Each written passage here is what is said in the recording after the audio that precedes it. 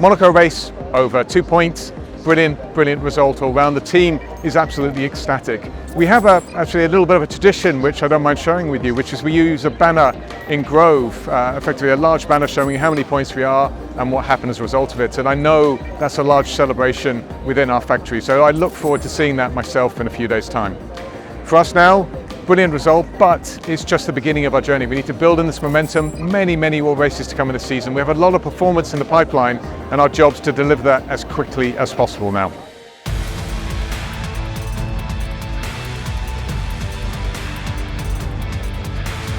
Welcome to the Vowles Verdict, presented by Kraken.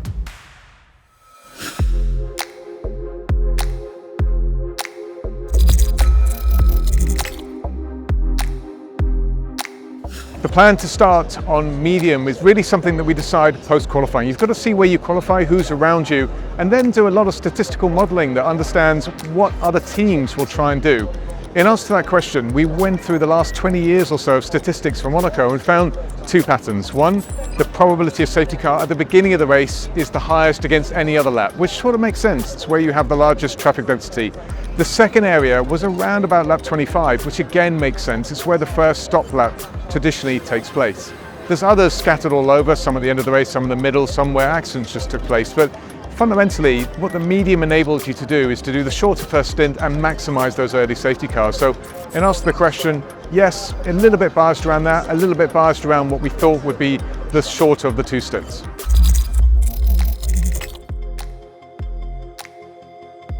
There's a few things. I've been very open about the fact the car's overweight. The effect of weight, race on race, is quite different. At some tracks, you can even be up to 4/10 per 10 kilos. But here in Monaco, you're more around 2/10 per 10 kilos, so half of what you see normally.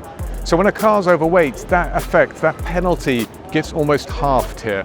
And that means we have ability to move forward relative to the field. So number one is that. Number two is we've been working incredibly hard across the last 12 months, making a car that has a good balance across all circuits.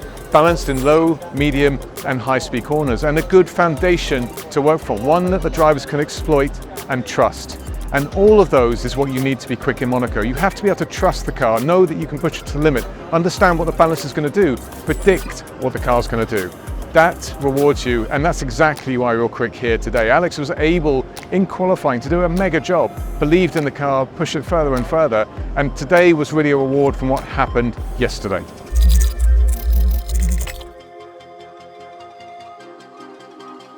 For what it's worth, I could see points could be achieved beforehand, but there's just some elements of the car, including the overweight, where we haven't quite delivered as we need to.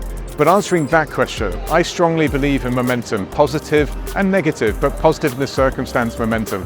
I believe that you need a result like this to make sure everyone's heads are lifted, believe in the journey that we're on. There's plenty of reason to be optimistic. We have huge amounts of performance to come, and it's a long season. We're only just at the beginning of it.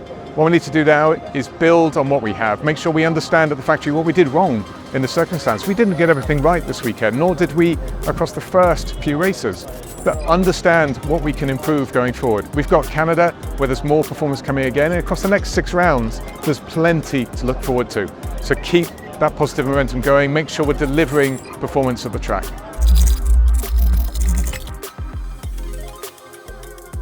I think one result doesn't define a turnaround for me. One result, though, does give you a good set of foundations to work from. I think you're going to see us go up and down across the next few races as we add performance to the car. But definitely what we have is a good starting point. We're here not to be 8th in the championship either, but still catch back up to Haas and see what we can do beyond there. That's a tall ask, but I think it's a realistic ask as well.